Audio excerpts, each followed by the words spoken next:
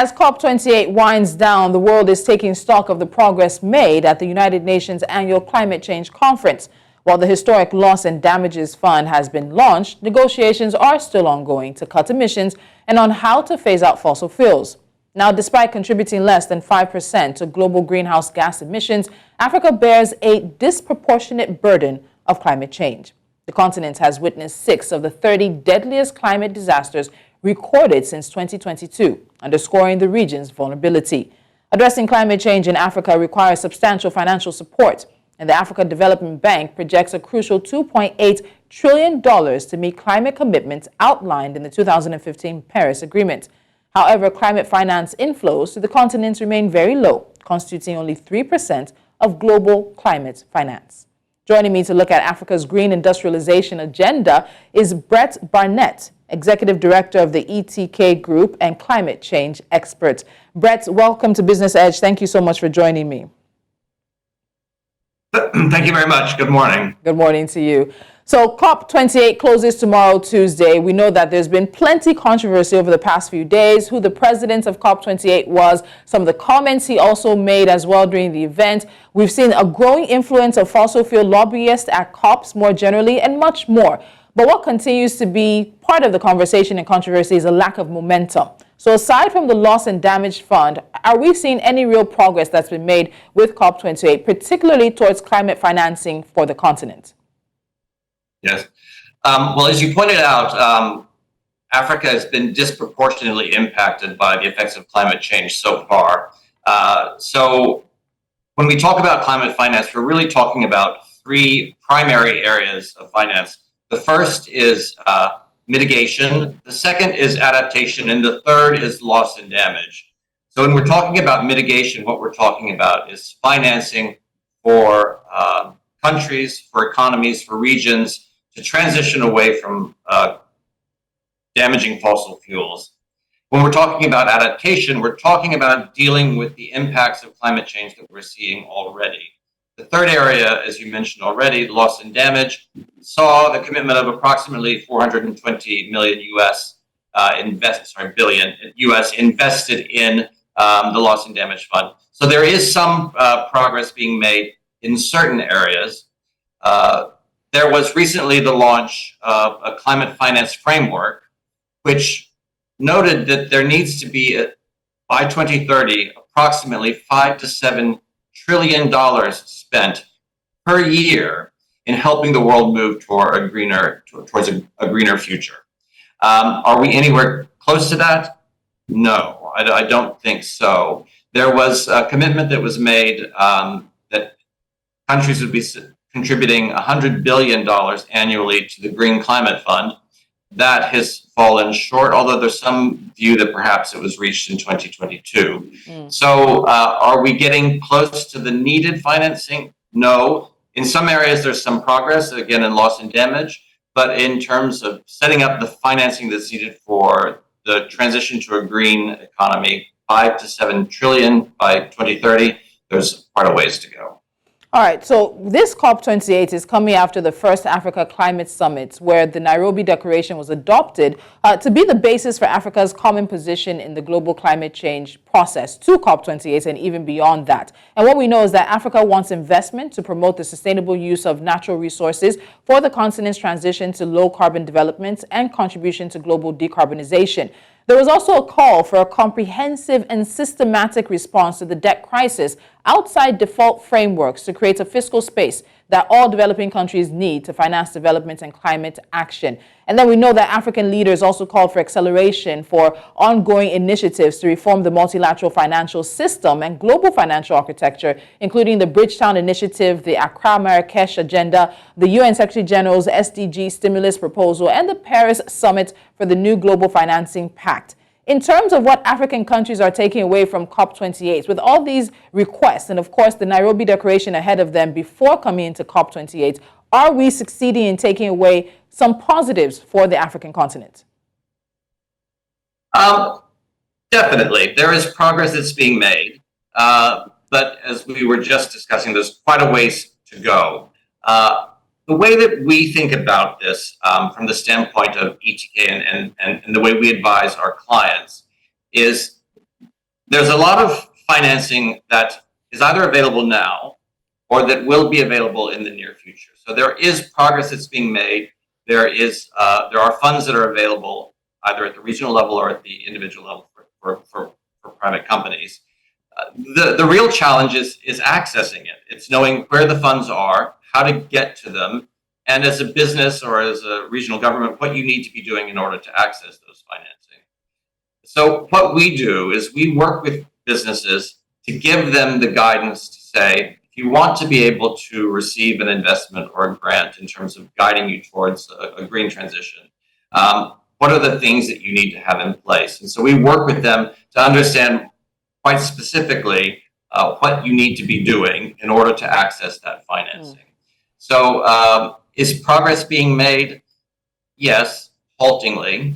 I think really the challenge is sort of where the rubber hits the road.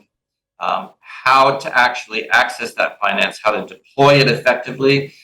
There's been a lot of talk, for instance, about carbon credits and deploying carbon credits as a tool for helping finance the transition towards green industrialization.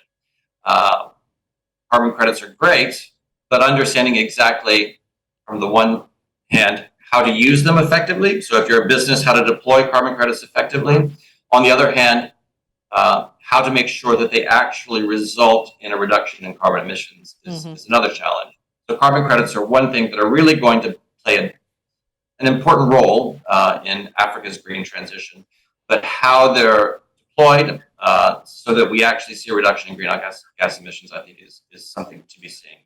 So I think a lot of this conversation for the continent is about showing the continent the money. Jerry Maguire, show me the money. Where is the money? How we can put it to use, as you've said. And I think a lot of people will be asking about how finance can be a catalyst for sustainable initiatives in key sectors such as energy, agriculture, water, and sanitation even. So how are we thinking about this? How are we looking at this in terms of the green industrialization agenda, particularly when we have failed promises, lack of financing and support, which also makes the case for the African continent to try to look inwards, but there's not as much money inwards. So we still have to have this conversation about looking for the external supports and the external financing. So in regards to that, how do we expect financing to be able to be part of the sustainable initiatives that will help the industrialization agenda of the continent?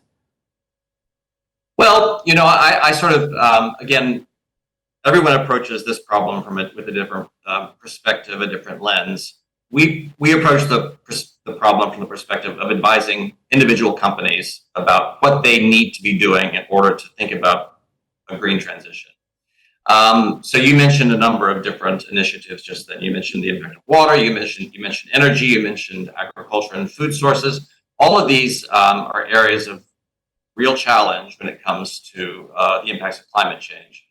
So what we do is we work with companies to think about all of those different inputs. Are you an agribusiness processor who is dependent on particular food sources for products that you make?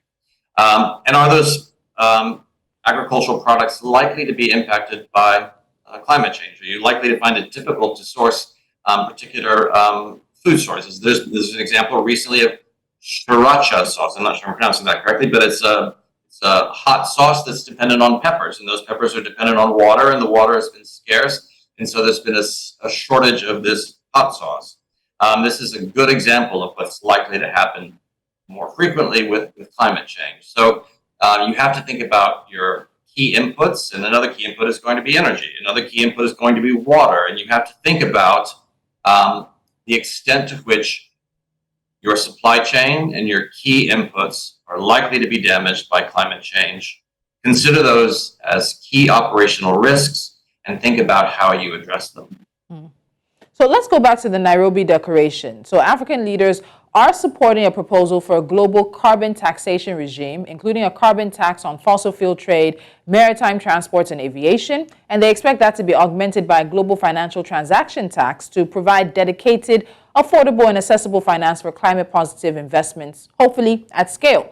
They also proposed a new financing architecture responsive to Africa's needs, including debt restructuring and relief, and the development of a new global climate finance charter through the United Nations General Assembly, and of course the COP processes as well. So Nairobi was in September.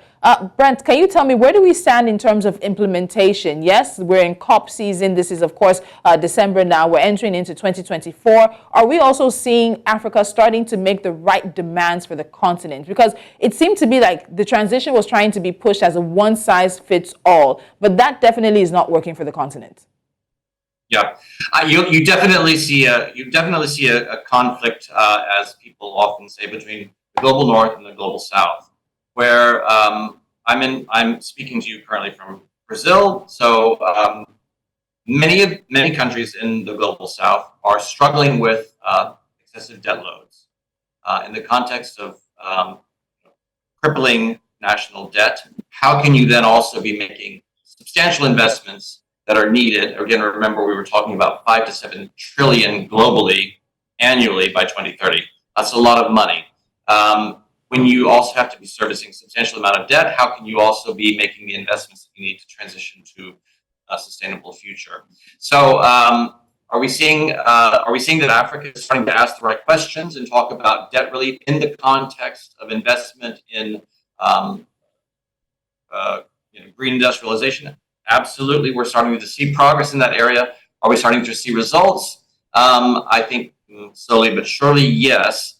But absolutely, it's necessary to keep this discussion going. I think Africa and African leaders, and through your representatives at COP, are doing absolutely the right things in insisting that this all has to be talked about as a package. Another thing that's been discussed quite a lot, and that's come out in this recent framework, is the high cost of capital associated with many of these green projects. So it's really quite something when you talk about wanting to borrow, maybe to build a new wind farm at scale, and your cost of capital is higher than if you were trying to build a coal-burning power plant. That seems really counterproductive, and it seems like we're not, sort of the left hand and the right hand aren't working together.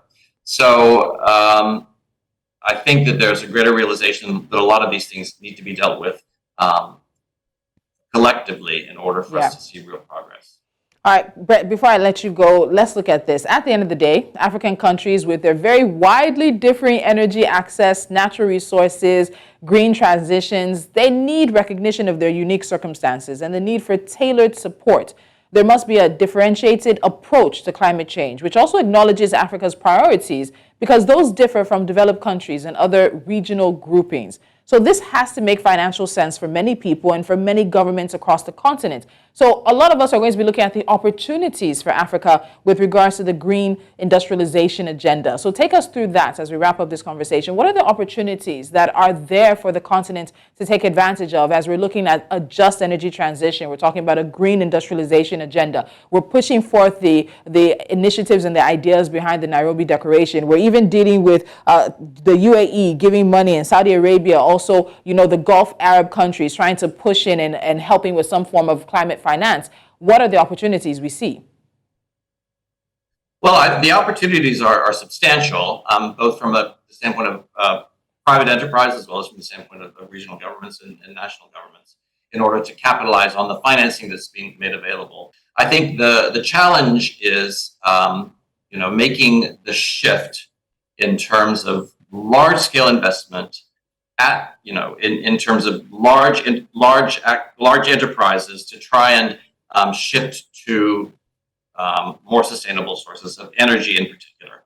These are large investments that take a number of years. The planning happens over many years, if not decades, to get these kinds of large-scale power plants in place. So trying to turn on a dime and get these things done very quickly is a real challenge. That being said, Africa has tremendous natural resources, hydropower, certainly solar, wind. These are all available in abundance. So there's plenty of natural resources available. The capital is now there as well. So it's simply a matter of organizing around these new sources of funding that are being made available and making it happen in terms of the actual projects on the ground. So, I think that time is not necessarily on our side, but the capital is there, the resources are there. It's simply a matter of finding the organizational capacity to make it happen. All right, the road ahead may be long, but the journey will be better if we all are on it together. I think at the end of the day, that's what we must be taking away from COP28. Brent Barnette, Executive Director, ETK Group and Climate Change Expert, thank you so much for joining me. Thank you very much. All right. And of course, COP28 is wrapping up tomorrow, and we'll continue to follow the progress, or maybe some say the lack thereof, with COP28. And we'll bring out what Africa and many, many other developing countries and continents will be able to take from this COP28 conference. And we hope that at the end of the day, the needs of the continent and its billions of people are prioritized in the best way possible for advancement and, of course, decarbonization. We'll have other conversations for you right here on Business Edge. That will be happening 11 a.m. Monday through Friday, of course, West African time. But right now, stay tuned for the 12 p.m. news that's coming your way. News Central Now has all the latest for you. I'm Tolulope, Adeleru-Balogun. Have a fantastic day.